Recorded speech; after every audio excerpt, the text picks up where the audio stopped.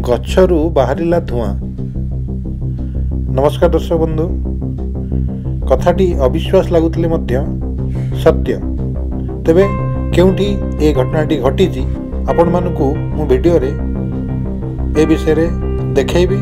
तेबे घटनाटी घटी आमर नईगुआ गोपीनाथपुर अंचल थिबा आखंडलमणि मंदिर रे। मंदिर पार्श्वर एक बरगछ रही, बहु पुरातन बरगछ। तेबे गत किछि दिन तले सही गछरू धुआं बाहरिबार दृश्यमान होइतिला। तेबे आसंतु आमे सही मंदिर रे पहुंचीबा एवं मंदिरर जे दायित्व रे अछंती तांको सहित कथा ही पचारि बुझिबा ए विषय रे।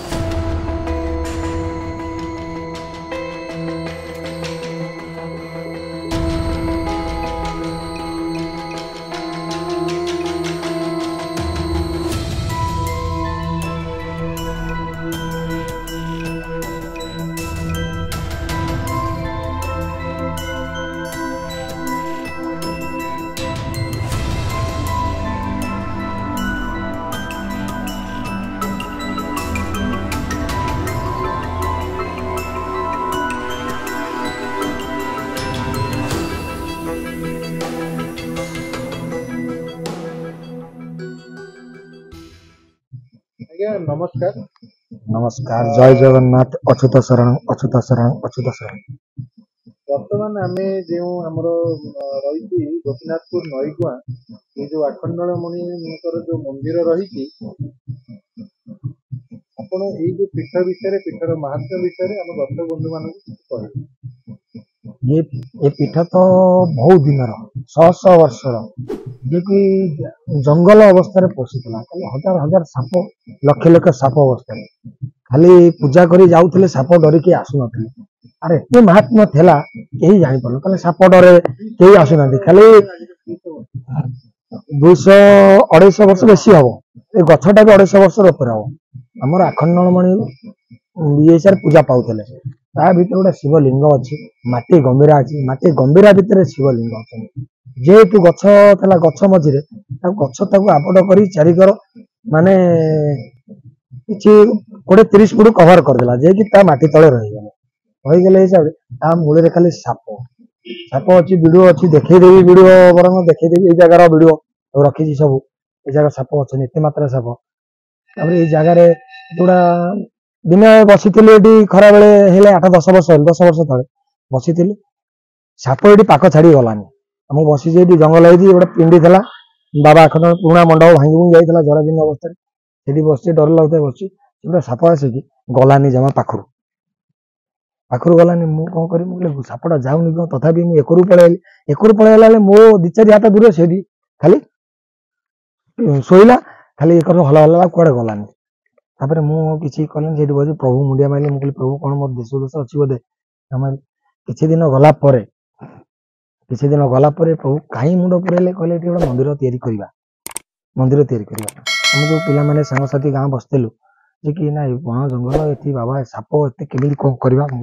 ସେ ବାବାଙ୍କୁ ଡାକି ଚାଲ ଦେଖିବା ଏଟା ବାବାଙ୍କ ପାଇଁ ପୁନରୁଦ୍ଧାର କାର୍ଯ୍ୟ କରିବା। ଖୋଳିଲୁ, ମନ୍ଦିର ଆରମ୍ଭ କଲୁ। ଆଜ୍ଞା ମନ୍ଦିର ଖାଲି ଢଳେଇରେ ତିଆରି ହେଇଛି, ଇଟା ଖଣ୍ଡେ ଲାଗିନି। ଢଳେଇରେ କୋଉଠୁ ଆସିଲା କେହି ନାହିଁ, କିଛି ଜାଣିନି।